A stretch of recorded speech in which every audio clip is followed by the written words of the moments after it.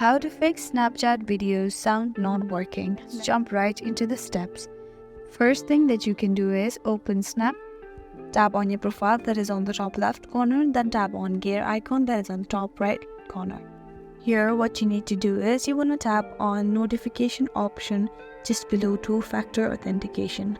Here you have to make sure that all the notifications are turned on that is required for you.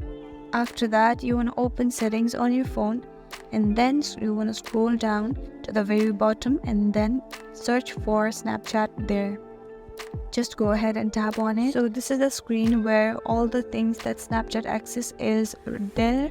So you have to make sure that microphone is turned on here. And also you have to make sure that if you're using any Bluetooth connections, you have to connect them properly and make sure they are in range. Next thing that you can do is you want to go back. Now you want to go back and then you want to tap on notifications.